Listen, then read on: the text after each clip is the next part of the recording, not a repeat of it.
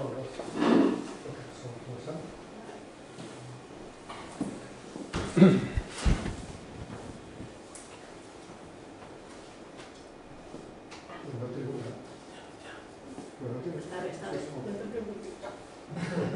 today we have a seminar by Massimo Romana. Massimo got a PhD from University of Trieste, and he worked on high energy physics, and he started going to the CERN.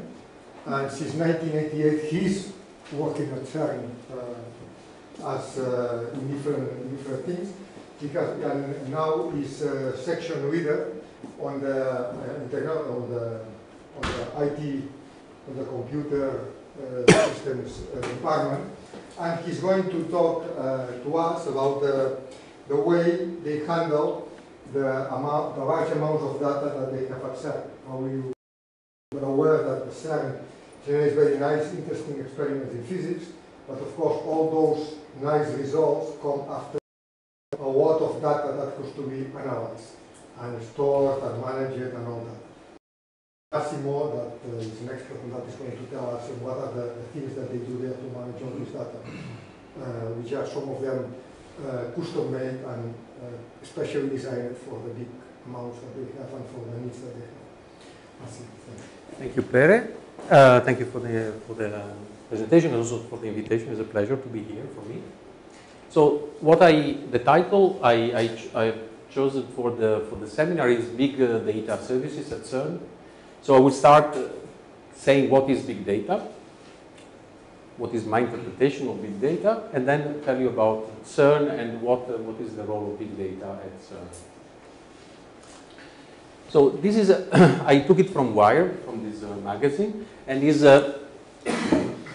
not super recent, but really gives you a little bit the flavor of who are the big players in the data arena these days. So these circles are proportional to the number of terabytes of data. Often these quantities are, you should think to quantities which are received in a year by, for example, Facebook. And you see that by far the largest things, you get just a small part, are the data generated by emails, which is completely unstructured, to a large extent are not scanned, are just human to human more very often. It's almost 3 exabytes, so it's 3,000 petabytes.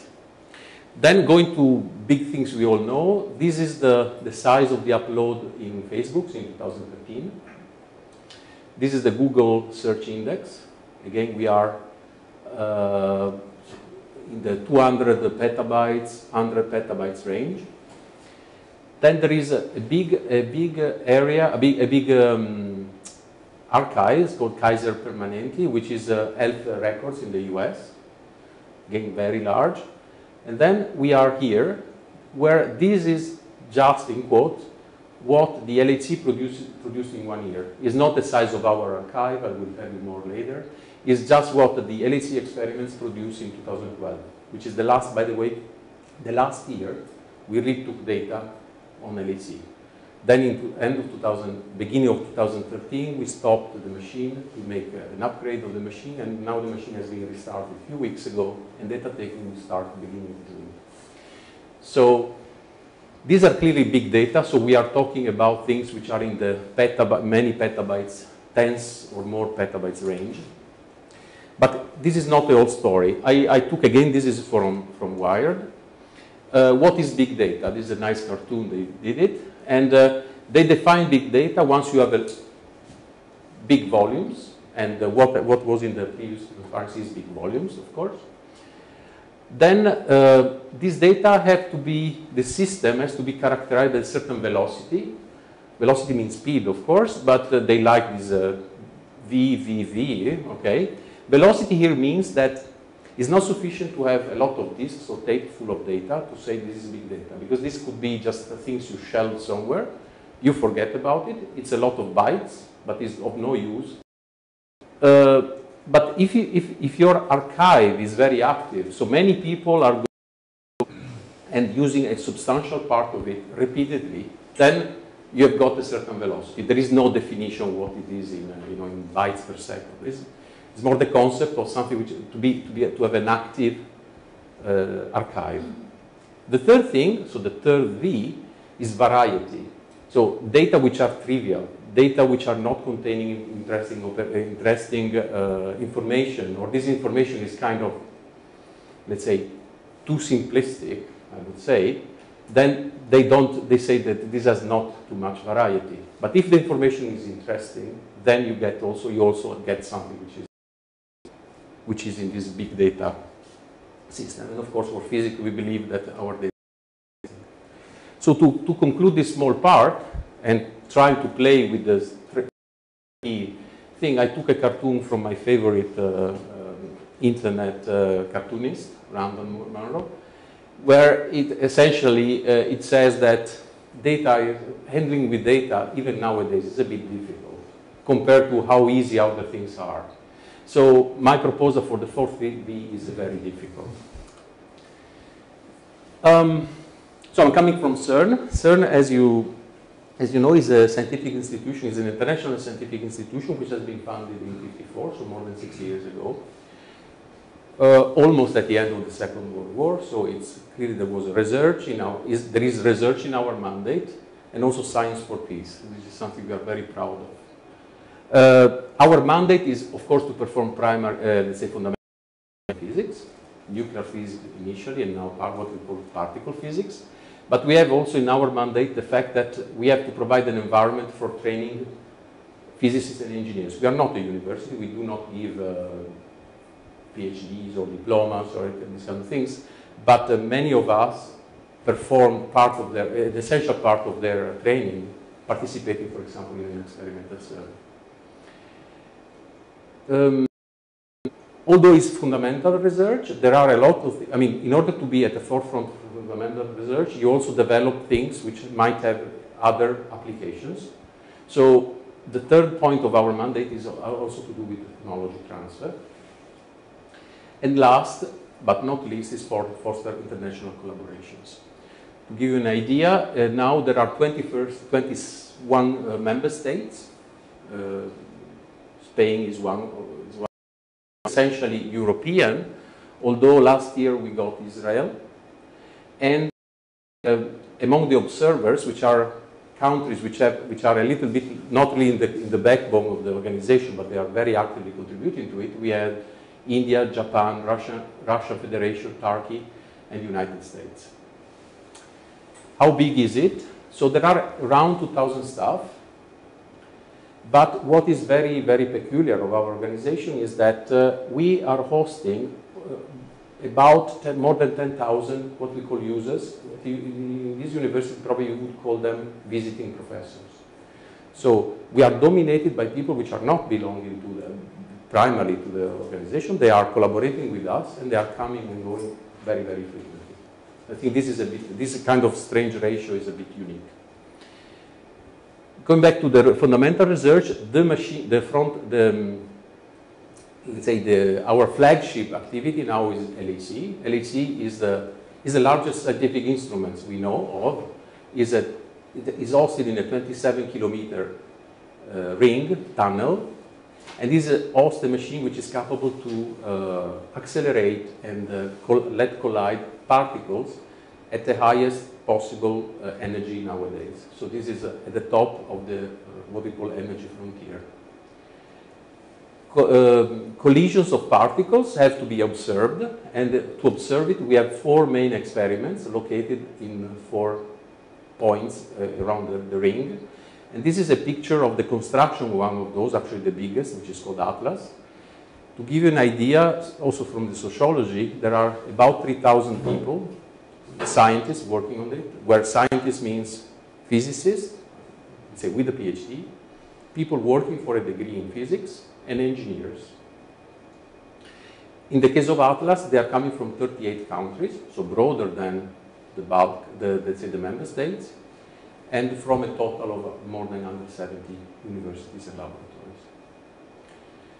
The size is let's say, all these experiments look a little bit like a barrel. This is the structure, and this one is 46 meters long from one area, from let's say the two extremes, and the diameter of this barrel is approximately 25 meters. Since there are these big numbers, I think you won't be surprised that also the computing for these detectors is so complicated and so big, etc. What I think is interesting is that the computing itself is a collaboration, is being delivered through a collaboration which we call Worldwide LHC Computing Grid, which as today is a federation of about 200 sites, 200 computer centers located essentially worldwide, I mean the four corners of the globe. This is not just a federation of sites, there is also a structure in these federations. So CERN is at the center because, and I will discuss this later, has a special role. We call it level 0 or tier 0. Then there is a set of 13 level 1 or tier 1 centers. And then all the other sites are called typically are called tier 2, sometimes they're also called tier 3. So all the infrastructure is needed. So all the CPUs which are deployed across the 200 sites, all the storage is needed in order to make LHC program, the physics program, a success. Otherwise, we would not have enough computing power to do the simulation, to do the simulation preparation, to do the reconstruction, the analysis. In the Iberic Peninsula, this is not perfect. Probably there are some small, but let's say the most important, your tier 1 in this area is Barcelona at peak, which more or less oversees sites which are essentially in Spain and in Portugal, in particular in Valencia, in Madrid, in Barcelona itself. There is a tier 2 for physics at the university. Santiago, and then also Lisbon, Coimbra, and there are also special links with tier 2s in the South American area. So what we do is, as I said, the entire WSG is needed to perform our physics, or to allow the physicists to have the results. CERN alone, which is the biggest center, is responsible or accountable for about 20% of the total. So all the rest, the 80%, is coming from sites like, let's say, Barcelona, like Valencia in this area, and others in the other areas of the collaboration. On the other hand, CERN has some special let's say, responsibilities. The first one, and that's why it's called tier 0, is that we are close to the experiment. We are receiving the data, so we are the first to see the data. And then we are also a big center for analysis, of course. And I will explain a bit later what it is. Where are we located? As you know, we are next to Geneva, on the French-Swiss border next to Geneva. This is a view of part of CERN. This is our computer center. This is an internal view of the computer center. I think it's interesting to note that recently, a couple of years ago, essentially we ran out of total power, electrical power in this area. So this was not possible to have more computers and more storage in that area. So we went for an extension, which has via tendering process at the European level. Eventually, an institute of Budapest won. So now we are heading to a system which has half installed in Geneva and the other 50% roughly in Wigner. So they behave like different rooms where we have computers. As you know, most of the operations can be done, let's say, remotely. What is really interesting, is unique, is not so much so to have different rooms with computers. What is really unique is that the distance between these two sites is roughly 1,000 kilometers. It's roughly 1,000 kilometers, and across we have two links. Both are 100 gigabit links, and you see they are taking different paths in order to be, let's say, one is also the backup of the other. But on the other hand, the physical distance makes things such that talking with the computer across these two machine rooms will cost around 20 milliseconds, and this is clearly non-compressed. So how does it work a bit, the computing? So here I have a few cartoons. At the beginning you have the experiments which are built around the collision points. So in the cartoon you see two particles, normally a bunch of particles, colliding in the center, producing a lot of particles going out. In going out, they traverse different layers of the detector, which are sensitive to the particle, and so the information about positions can be recorded, digitalized, and sent out. This information would be way too big, way too much for any system today. So what the experiment is doing is effectively filtering here. So filtering means that some of the events, some of the collisions are, let's say, not read, or if they are read, they can be discarded. The reduction factor in data rates is about 1,000. So they are very careful to keep, of course, the results of interesting collisions while removing uninteresting collisions. This is done next to the experiment by hardware and by computing farms. And normally what they send out, once the experiment is running, are rates of data in the order of a few hundred, 1,000 megabytes per second. What is impressive is not so much the rate, but the fact that an experiment runs, for example, this year we expect to start in June and to run until December. In normal years, we start in April, or March, April, and we run for the entire year. So you understand that at these rates you will accumulate a lot of data. Once the experiment has decided which are the interesting data, via fiber they send it to the computer center. Here there is the underground LHC. The detectors are here. There is a filtering which is done here, a filtering which is done here, and then data are converging on the computer center, so where we are. So they converge from the experiments. And then what we do, we are essentially three important things. One is we put them on tape. Immediately there is a second copy on a different type of media in order not to lose the data. The second thing we do is that with our CPU farm, which is order of 100,000, all the data are reconstructed. So all the events are scanned in details, and information about the tracks are produced for later use. It's important in particular because with such a long period of running, you can detect immediately if there is something wrong in your detector, so you can take action instead of waiting 6 months and discover that things could have been done better. The third important thing is that we inject this data into the WLCG. So we are the primary hub to distribute the data everywhere else. So this is more or less what we call reconstruction. What is analysis then? Once the data are distributed and are, let's say, more or less everywhere, physicists, and here we are talking about hundreds of people, they say, look, I would like to see this data. I would like I ask myself how many times I find this kind of configuration. This can be seen as a query, which now is a query across the entire WLCG. So data are replicated in several places. So they are, let's say the query of the user is split essentially where in computer centers where there are data which are interesting, there is some processing and the user gets the results. The two activities are drastically different. The first one is organized, is done by one team in an entire collaboration, for example in Atlas, in CMS, these are the two big experiments, while this activity of analysis is done by hundreds of people in a completely uncoordinated way, I would say.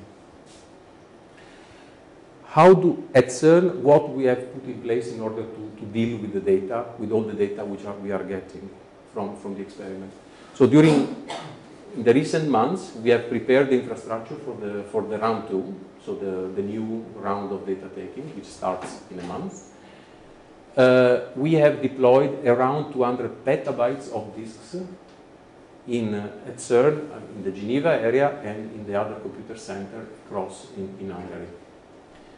with a ratio which is more or less 60-40. So we are clearly aiming to have a system which is 50-50 across the two sides.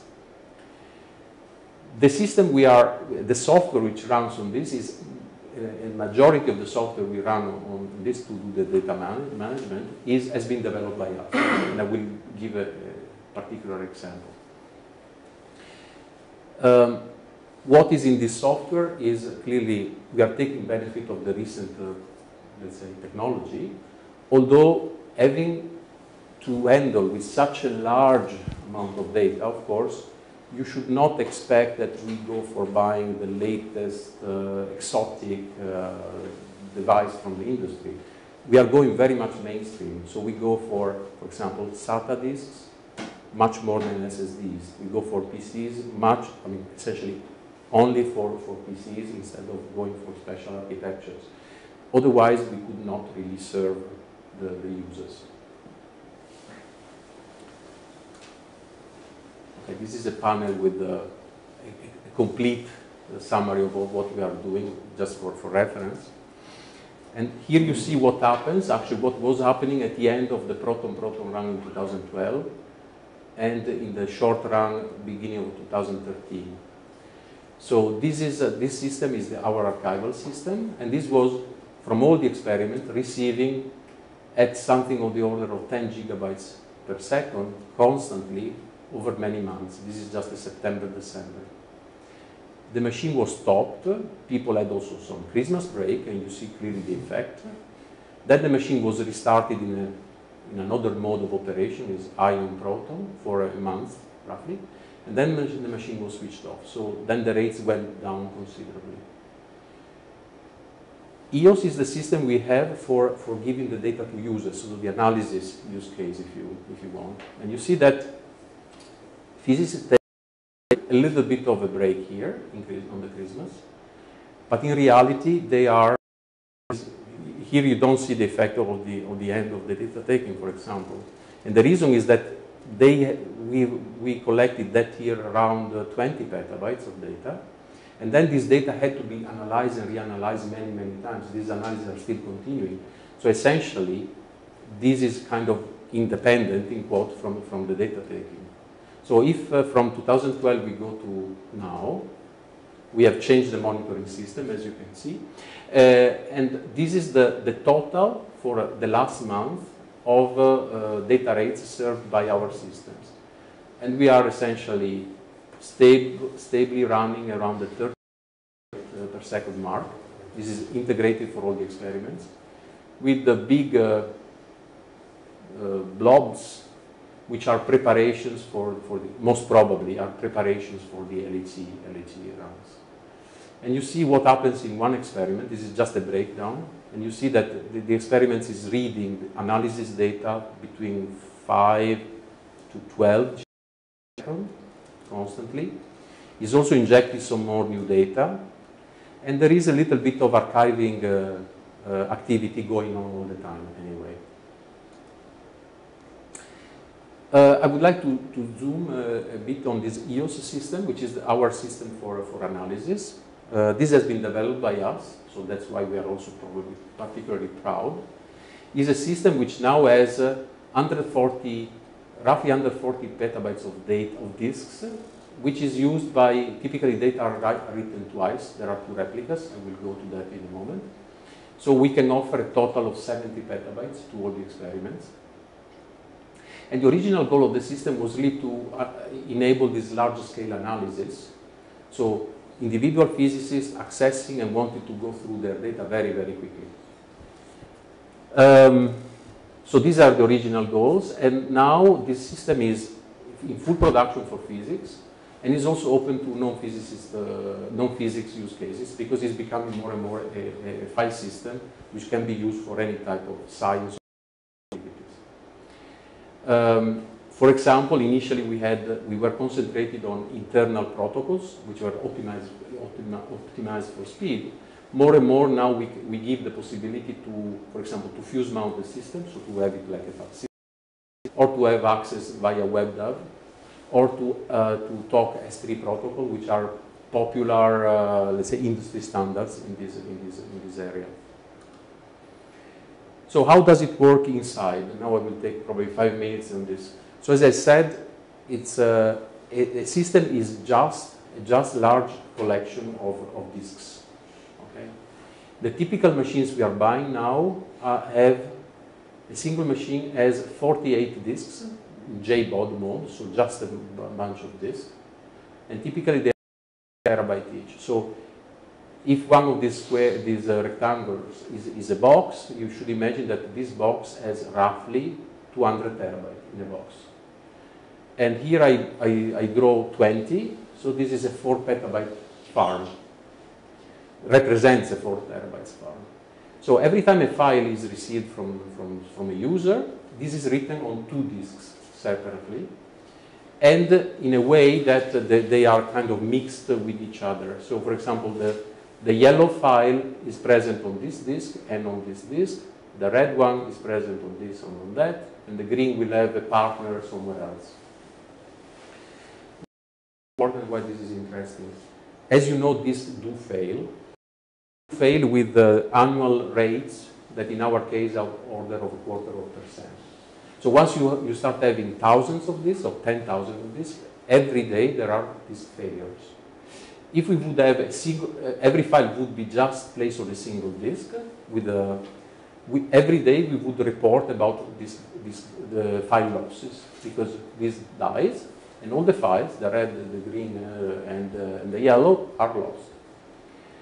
So what we do is, first of all, we have this kind of second replica, or 2 replicas, there can also be more, which prevents us to failure in case this case would fail. The system in reality is much more sophisticated. So, as you might know, some disks are giving some precursors of failures, which are called smart errors. So as soon as smart error is detected, for example, in disk A, we start draining out files. So you start with, I don't know, n files, and we say, okay, this disk is at risk. Let's try to empty it. So if it dies, nothing will happen. And for example, here you see that the red one is copied, second replica of the, actually it's the third replica for the moment of the file is created over here. This is done immediately, but one should not imagine, that, you know, naively one could think, okay, to empty this disk, it will take, how much it will take? Okay, it will take the size of the disk, or the number of these files which are the use quota on the disk, divided by the network quota, the network interface of the box. This is not true, because all the files here, in the case of, for example, 2 replicas, are also somewhere else. So the logical emptying of this is actually a collaborative action on all the machines having either the yellow or the green or the red file. So we go much faster in reality. So even before having a failure, we can have some measures in order to minimize the numbers of files which are here. If at a certain point the file fails completely, all the incomplete replicas, so for example, the yellow has not yet been done, then it can be done, the second replica can be reconstructed from the external file. You can generalize it to case n equal to 3, n equal to 4, etc., but the logic is the same. So what if 2 disks are failing at the same time? So if 2 disks are failing at the same time, you will lose the intersection of files which are both on disk A and on disk B. Fortunately, the probability of this, instead of being the probability of an annual failure, goes with the square of the probability, because you have two events at the same time. And in reality, since we have the number of files on the disk A might even be quite small, because we have started to empty it even before the failure. This is TA minus delta. And if the second disk, let's say disk B, fails not too early, then there is a consistent amount of time to do the draining I was mentioning before. So at the end, the system does lose files in a controlled way, and predict and measure. Okay. Of course, it doesn't mean that we are losing LEC data. We are using data which are used by the, let's say, temporary data for the analysis. The raw data from LEC and the fundamental data are going also to tape. But this is the disk part. Any drawback in this design? The design, I think, is quite smart. But of course, every time you write your gigabyte file here, you will need another gigabyte somewhere else. And if you insist for having 3 copies, your overhead will be even 200%. So what we did is that we are implementing in this scheme of distribution of files across this network of disks, similar techniques as what you get in RAID 6. So you create parity blocks, you create additional parity blocks, and so instead of, for example, losing or having an overhead of 100% like in 2 replica case, you have just, for example, 30% of overhead. A very nice thing, if you do this fragmentation, is that actually the system can be faster. Can be faster because in this case, in the replica case, if I want a read file, the system will tell me, go on this B, and I start reading. So at that point, I will be limited at least by the network card of the machine hosting this disk. If I have 4 or 5 fragments, the client will get every single fragment, so in reality the speed will be higher than the maximum a priori or the maximum allowed from a single box network. So I spent a little bit of time because first of all I'm very proud of the system and we did it from A to Z. Second, because we are also starting collaboration with different entities to have it outside CERN. Here there is a reminder of this sophisticated 2-site deployment, which to my mind is unique. So we have roughly 80 petabytes here and 60 petabytes there. And the system is capable really to work nicely in the sense that with 2 replicas, which is typically one here and one there, we can always give to certain client the CERN replica and to Budapest, in quote, client, the Budapest replica, essentially beating the latency of these 2 linking the 2 sites. Now I switch to another subject, which is cloud file synchronization and sharing. This is a kind of very important title for something you know very well. Many people are using Dropbox, and so they know what they're talking. And actually, I just discovered that part of the system we are using is also used here, and it's called OnCloud. So why this is relevant for us? So as you have seen, we have majority of our users are not, they do have an office at CERN, but they spend a considerable amount of time in their university. So they are commuting a lot. And they are also collaborating with people which are, when they are CERN, maybe they are in the same office, but then when they go back, one is in Spain and one is in Italy. So synchronizing data and sharing across data is what we are doing all the time. This became clear 1 year ago, or a little bit more than 1 year ago, once we saw that many of our users are actually sharing data with using Dropbox, Google Drive, or other things. So since providing something which syncs files and shares files is so important because it's really at the heart of what we are doing, we decided to provide a service which tentatively called Sandbox. But at variance with the previous system, we decided that, okay, instead of starting really from scratch, since we found some interesting building blocks, let's try to build from the building blocks. And the main building block was this OnCloud software, which has had the 2 key qualities to become an interesting building blocks. First of all, it allowed us to have a solution where the data are in our computer centers. So it's not buying a solution or in another company. Second, is an open solution. So we control the software. Of course, we have a partnership with the company, but let's say we are complete in control. We can react to a bug or to a situation because we own the software. We don't own the software in the sense that it's ours, but we are part of the community using it. So with in this situation, it was quite simple to start a good collaboration with the company. But immediately we said, yeah, but after all, we are special, and we know our users are asking even more. So they are in love with the service, with the synchronization system. But very quickly they start saying, yeah, but what if I would ask you to have not 100 gigabytes, maybe a terabyte or 10 terabytes, etc. What if I would ask you to synchronize data with the data of the experiments? Of course, they cannot synchronize their experiment on their laptop. This is too much. But in particular, in on-cloud, you can say, okay, I would like to have a subset of the data synchronized, which I can use on my laptop in the train to do some let's say, development with a few data. I'm really convinced. I will send my program to analyze all the data on the CERN facility or on the WCG facility. So since there were all these kind of things, and since we believe that on one side scientific usage is very important, and secondly, there is a lot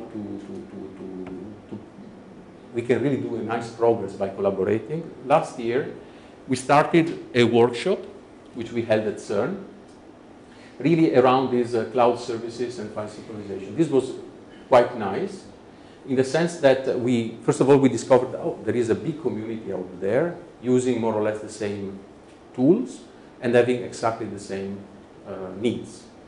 The second thing we discovered is that there is a large interest in the industry. So without re-advertising, we had 5 or 6 companies providing different alternative solutions with on-cloud.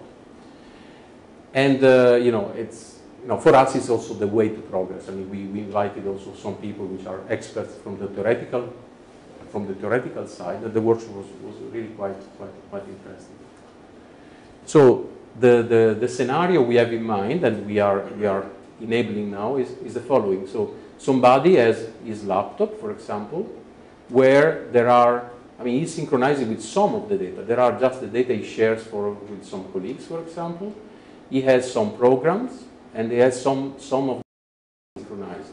So all this is probably a terabyte of data. But he can also have the full data into the computer center. So once his job will be executed on the batch system, they will see not only the test data, but all the other data. And as soon as the jobs are producing small outputs, which are much smaller than, let's say, the few petabytes he has to go through to get his results, can be synchronized back in a kind of lazy way. So this person will start from setting up a program, and then kind of transparently, we start also getting the results in a way that we believe is really nice. So at variance with the CERN on cloud, this system allows a user to talk via the servers, to talk through the synchronization, but also to have programs submitted to our computer center and which are working the old style, so the open files, etc., without the synchronization client in between. Now this is a very delicate part because I'm not sure I will make it work. No, we will make it start. Yes. Okay, this is an animation from a colleague. So this is the client, the Sandbox client. This person is synchronizing his own directory and the experiment, part of the experiment data, of course. And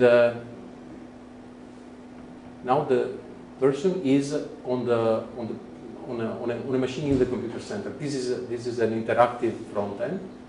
You can see that here the guy sees a system which has 6 petabytes of which has 11 petabytes of usable space, 6.6 of which are used. And now we'll create some files as on a file system. Let's copy, I don't know, something on. Okay, so, and this is still on EOS, so the file has appeared.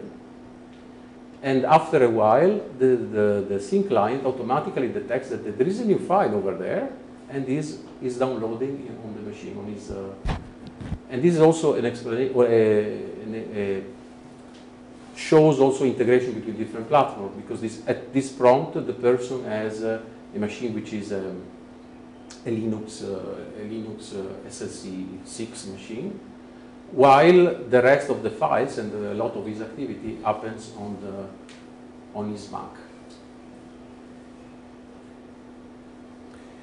Now, to conclude, to wrap up, I would like to go back to the data, physics, etc., to convince you even more that data are really at the heart of what we are doing, and the fact that they are so much is not a detail, is not a luxury, is the way it is. Physics is done like this, and we have to cope with it. In the cartoon, I have two protons heading one to each other. You know, protons are actually composite objects with quarks and gluons inside. And once you have a collision, normally interesting collisions are hard collisions between two components into the protons, while all the rest is wrecked of, let's say, relatively low energy particles. So here in the cartoon, after the collision, I draw something which, okay, there are many debris which are not interesting, and then there is a Higgs boson created because the two partons had enough energy to produce it, and these then decays and produce, in these examples, four particles, which are 4 muons. Okay? This is one of the many ways the Higgs can manifest itself. So this decay is essentially takes no time. There is no Higgs flying into the detector. So immediately it produces these 4 particles, and here, here you can see this is the Atlas detector. You see this is a real event. These are many tracks, this kind of yellow ochre. And then you see there are 4 prongs coming out and hitting the detector. Actually, they are crossing the detector inside out. And these are muons. Actually, the fact that they travel so long is a very good signal that they are muons. So this happens at the collision. Then in the reconstruction, you can probably see here, there are many hits. So these are signs of particles having passed through these different detectors. And what the reconstruction does is little by little finds paths which are, let's say, our estimate of the real particle trajectory through the detector. Done this, the data are, let's say, these are summarized in these reconstructed quantities data, which are going to the analysis, where the persons are trying to identify particles, select the interesting final states, compute, in this case, compute the parent mass from the energies of these 4. And what is really essential is study all possible backgrounds and error sources. And once you are done, typically you have to redo it and redo it several times in order to optimize it and really get out the signal. Here, this is one measurement of the Higgs boson. The Higgs boson is represented by this peak here. The black dots are experimental data. The bluish shape going through here is what you would expect without having an LHC, any Higgs boson produced, because it simply doesn't, zero hypothesis does not exist. This is, and so the excess is a measurement of this particle. And how this is animated. What you should see is here goes with time. And this is June of the second year of data taking. It's only here you start seeing something creating a significant difference between the zero hypothesis and the Higgs hypothesis. So for all the data collected in the several early months they do count, but they do not show anything. You have really to go through the entire 2-year data taking in order for this channel, so for this particular configuration, to go through and get this data. You see, we are in 2011, nothing is visible. May is probably visible. June, you start having a systematic things. July, August, only here you really start being confident that this is not a calibration glitch or a fake of the twist of statistics. It is really real. this is clearly one of the many different channels which have been used by the experiments. It really gives you the idea of how long it takes, and the fact that one has really to go through the whole data is not, in our science at least, you really need the access to the entirety of the data set. So my conclusions is, what I said is essential. It's not that we are doing big data because it's fashionable.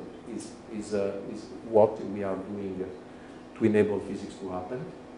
More and more, we have been involved also in interdisciplinary projects. More and more, science needs this. Maybe sometimes it's more from the big data, big volumes, like us. In cases more maybe from the variety. In other cases, more from the velocity. But this is becoming, let's say, more and more a broad field of collaboration between sciences and activities. Since it's so critical for us, we are developing, sometimes from scratch, something from existing building blocks, solutions which we think have a value which is broader than science.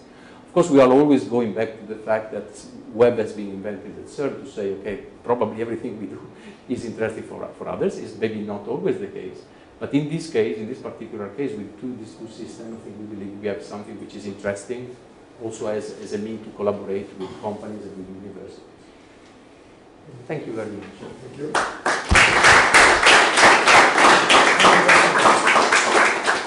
So, questions?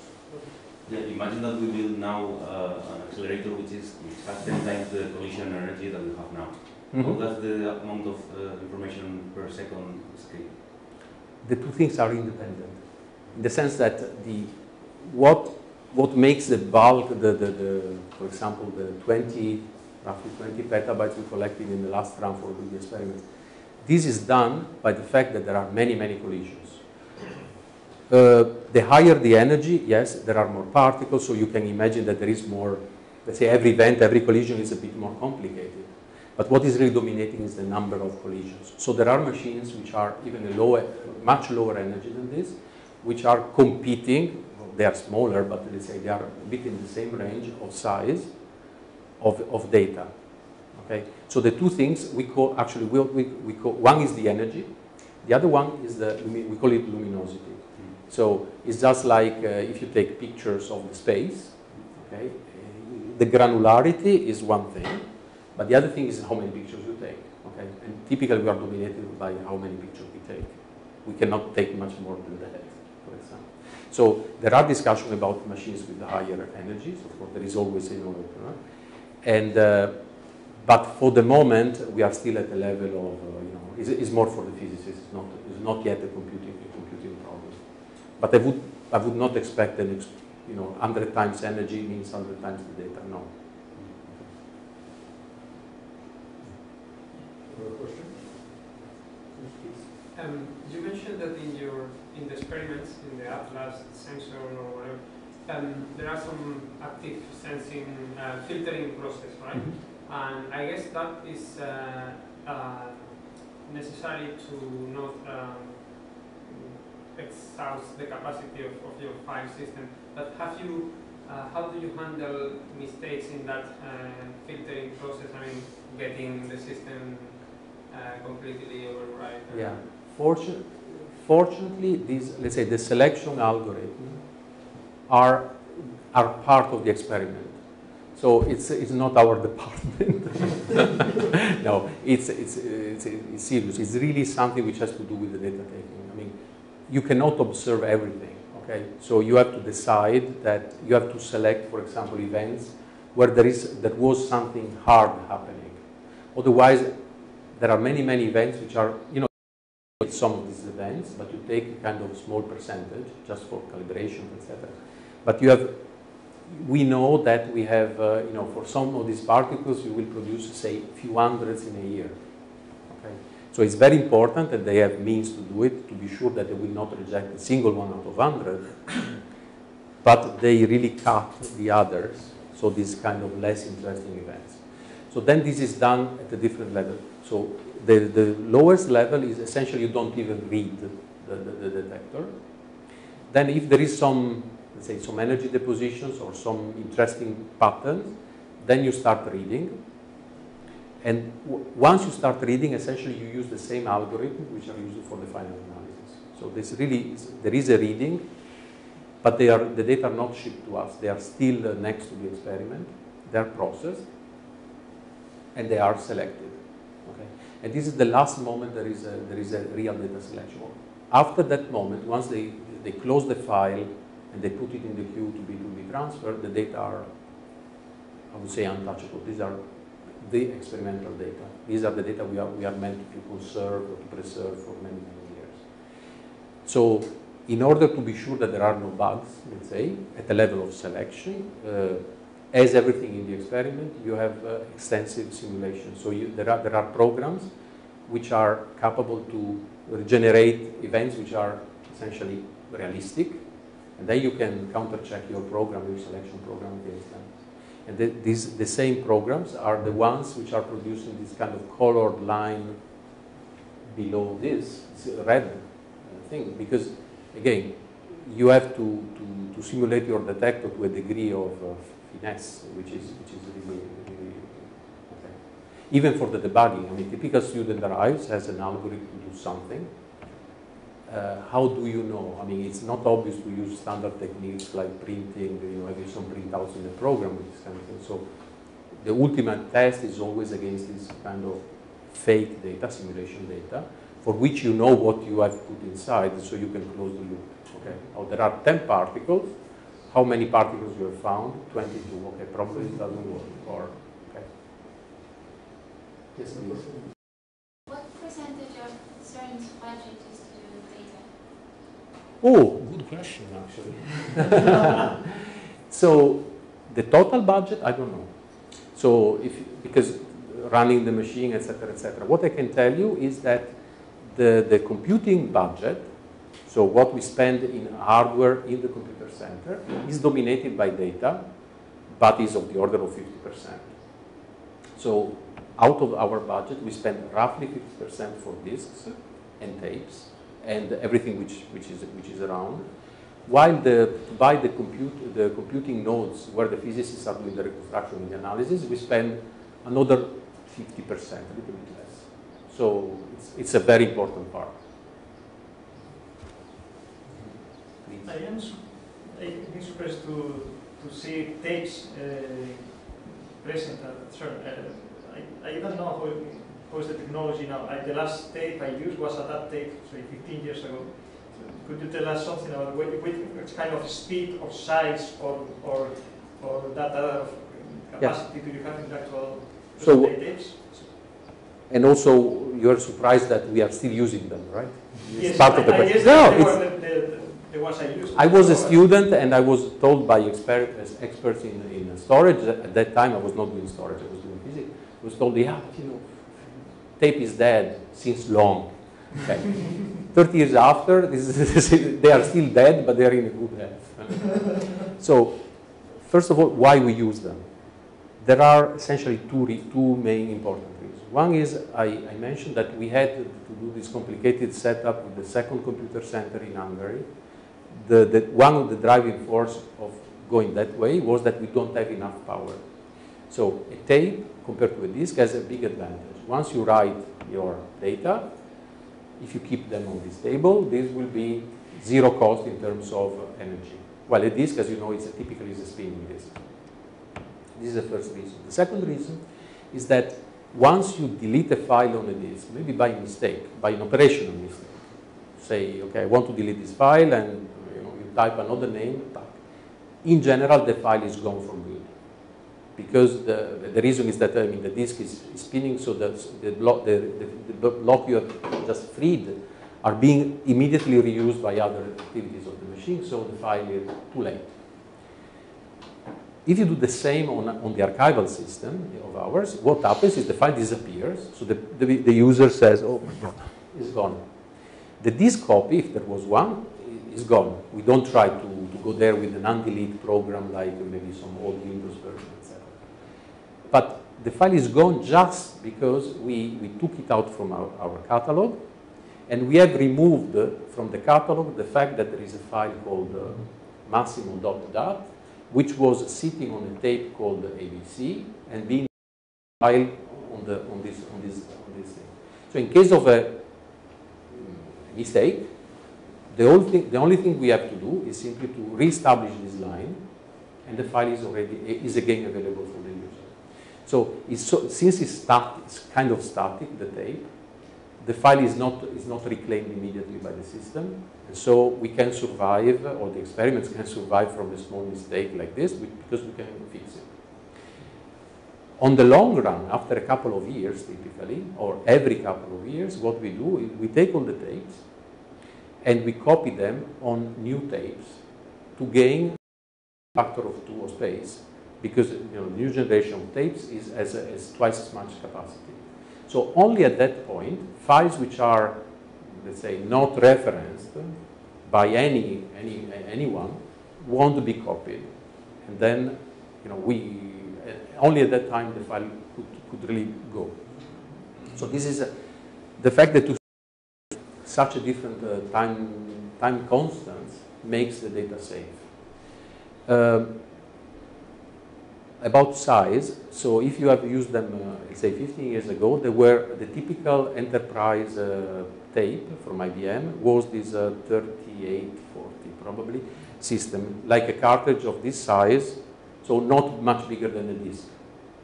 At that time, well, probably was, okay, 20 years ago, we were on the first of this series in the 1990 was 200 megabytes per box. Now the same form factor keeps about 7, 8, depending on the model and the brand, 7, 8, 10, almost 10 terabytes per box, which matches more or less with the disk size order of magnitude. Just to tell you even more how these data are important for us. As I said, the first thing we do is that the data arriving, we put them on tape. So at that moment, we have one disk copy, one tape copy.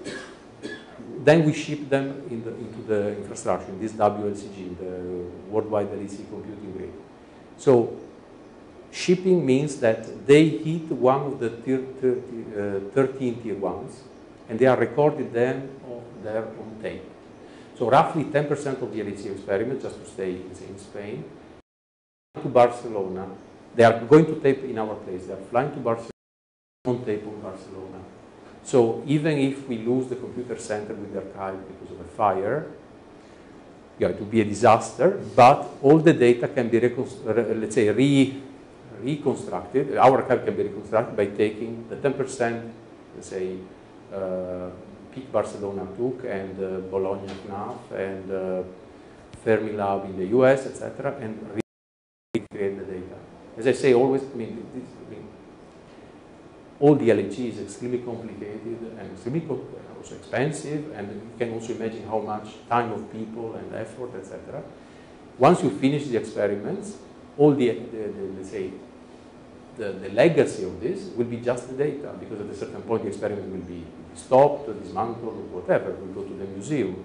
So that's why we have this kind of paranoid attention to have multiple copies and all possible streams to secure the data. What's the format of the data after one experiment? The format follows the particular? Okay. So what is, let's say, coming directly to us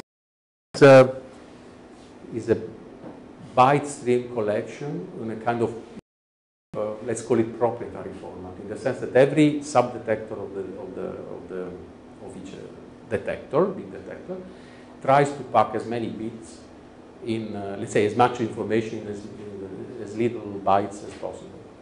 So these data are really, say, meaningless without an understanding of what is behind. And this is in order to have the maximum compression. After that, a priori everyone can quote, but in reality there is a format which comes from a tool which has been developed at CERN, which is called root, like being root on a machine, ROOT, which among other things has a format, a disk format to save C++ objects, let's say. So this is a kind of our lingua franca. So it's you could think to a kind of exchange format, okay? And this is used by essentially everyone. But this is for the analysis, it's the second level. The raw are byte streams, and typically you can prove that they are really compact, because typically if you take them and you try to gzip them, you don't gain, because it's really, you know, they know that what they are doing to the detail that they can use every single bit to play tricks of all kinds. So there is no, at the end of the chain, we have this root format. Recently, for the 60th anniversary was last year, the people doing outreach, etc., from the laboratory point of view, they also put some data on the web. I don't know by heart let's say the URL, but you can get CMS data on your laptop, let's say from home. There are pictures, but there are also data which have the full structure, and in certain cases, there are people doing it. You get the access to the data. You get a kit, which is a virtual machine, with inside the virtual machine an exemplary program. So you can download this, start it on your laptop or desktop at home, and start downloading data, and create plots, which are the same the experiment that the physicists are doing. So this is also possible. But at variance with other sciences like astronomy, there is not something like a general type stars, etc. This we don't have it. So in the 60 years that you're running, have you ever been limited by not being able to store or deal with data? Well, probably yes. Let's say the more and now is this is more and more true with time. But let's say the capability of storing the data and also analyzing the data is an integral part of the experiment. It would not make any sense if it's a perfect experiment and then I'm not capable to. Okay. So we go through the design. The design of the detector continues in some sense in the design of the computing. What is true is that there are failures in the system which can prevent work, and so everything else doesn't work, and there are failures which are preventing the experiment to work just because they cannot transfer the data. This is an hypothetical, let's say, scenario, but for which we have put in place, let's say, some measures. The experiments are at the experiment position from the computer center, and they send us data via fiber. If a fiber breaks, they will not be able to send data. This is okay because they have a local buffer, but if the fiber interruption lasts too long, then at a certain point, the disk at the pit, at the experiment will be full, and they will have to stop data taking. Okay. This is hypothetical. We have dual path, etc., but we say hypothetically, you can have a situation where the experiment is blocked because you cannot take data for a computing problem and not for a... Not sure, did I answer? Coming to this, regarding energy, obviously the experiment takes a lot of energy, but how compared with the data storing and the system? How much energy do you spend? You mean energy? You mean like electrical energy? Electrical energy. Okay. No, the machine, the LHC uses much more than 5 megawatts. Okay, and this depends on the fact that we can get substantial electrical power from France. And also this settles the typical CERN way to operate the system, which is, as I said at the beginning, probably from spring to late fall, early December, early winter. The reason is that the cost of the electric energy in France, for power users, of course, is not constant. And during winter, it costs much more than in summer. So we try to say not to run in that period, we do other things, and to run in summer when it's cheaper. So this is what the accelerator does. In the case of the computer center, we have 5 megawatts in Geneva, and we are limited. Okay, globally we are limited by the 5 megawatts, but we could run more equipment if we could avoid cool the system, cool down the machine room, which is obviously impossible without doing important changes in the building. Presently, once in summer, let's say we run at 3.5 more or less megawatt, because we leave 60% of the total to be available for cooling. Of course, often it is not needed, or often, fortunately, Geneva weather is not always as nice as here. So the external temperature is such we don't have to spend too much for cooling power. But we have the entire cycle. So our center is written on one transparency as a PUE, global efficiency of. It's not an efficiency, it's a ratio. It's 1.6. So it means for every megawatt you use for computing, you have to have a 0.6 in your pocket to cool it down. And there are also, I don't have pictures, I mean close picture. We did also some kind of magic in order to try to optimize the cooling in our computer center for different types. It has more to do with, let's say, it's not really high energy physics, but let's say trying to keep the temperature down. There are computer centers nowadays which have this ratio is essentially 1. So for every megawatt, you don't have, essentially you don't spend anything in cooling, but these are special buildings built like a chimney a bit. So as soon as you start having a little bit of heat, the heat itself goes like pulling in relatively more fresher air. For example, we did studies on which was the maximum temperature we could afford without burning, let's say, without damaging our system. So if you visit the computer room, it's not a usual computing room. You enter and you get a cold. No, it's typically warmer than outside. It's 26 degrees. And so these are really the limiting factor on the computer side.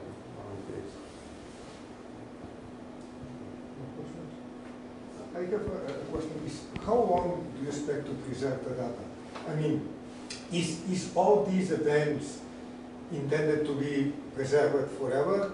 Is a policy that say after every so many years I revise which of these events should we really preserve, and the other ones after have been analyzed we can delete them? Or I'm not sure in our, let's say, contract. It's not a contract. Let's say in our mandate, I don't think we say forever, but in practice it's so this is. So you do not clean up of. The cleanup we could do it, but in reality, I mentioned before in a question that after a while we have a new generation of tapes, and then we copy the old of the new. So what happens after a couple of these cycles is that the experiments of, let's say, 10 years ago, yeah, we could go there and say maybe this file is not interesting, but so what? Globally, they are so small that is a perturbation. So it will be more difficult to do this pruning than, yes. Because these experiments are essentially at the edge of technology. So it means that also the computing, we were doing, even in the past, the maximum which was, let's say, reasonable and affordable. So they are probably more or less along let's say, Moore's law, more or less. So then after a few cycles, they are small. It's not worth it. Yeah. At all. So that's why I remember very well the size of this cassette. Because this 200 megabytes, it sounded so important, and then all the experiment was in several,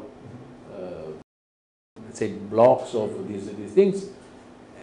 And now would be zero. Yeah, I mean, the entire experiment would fit in on my laptop. Okay. Thank you. Thank you very much.